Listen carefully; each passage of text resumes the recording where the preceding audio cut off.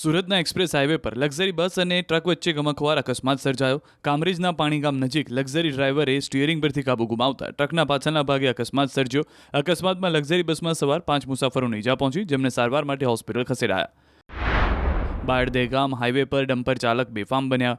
બાયડના આંબલિયાર નજીક ડમ્પર ચાલકે બાઇકને અડફેટી લેતા સંજય સોલંકી નામના યુવકનું ઘટના સ્થળે જ મોત નીપજ્યું. અકસ્માત એટલો ગમખ્વાર હતો કે યુવકના શરીરના 2 ટુકડા થઈ ગયા. અકસ્માત બાદ સ્થાનિકોમાં ભારે રોષ ફેલાયો તો મૃતકના પરિવારમાં પણ માતમ છવાઈ ગયો. અમદાવાદ શહેરમાં વધુ એક બીઆરટીએસ બસ ચાલકે સર્જ્યો અકસ્માત. શહેરના ખોડિયારનગર 4 રસ્તા નજીક બેફામ બીઆરટીએસે રાહદારીને અડફેટી લેતા મોત નીપજ્યું. આ તરફ બનાસકાંઠામાં વરસાદને કારણે ખાડામાં ભરાયેલા પાણીને કારણે અકસ્માતની ઘટના સામે આવી. થરાના સર્વિસ રોડ પરથી પસાર થઈ રહેલી લોડિંગ રિક્ષા અચાનક ખાડામાં પડતા પલટી મારી ગઈ. જોકે સદનસીબે અકસ્માતની ઘટનામાં કોઈ જાનહાની નથી થઈ. સ્થાનિકોનું કહેવું છે કે ખાડાના કારણે વારંવાર અકસ્માત સર્જાય છે. તંત્રને વારંવાર રજૂઆત કરવા છતાં આ ખાડા કાન કરવામાં આવી રહ્યા છે.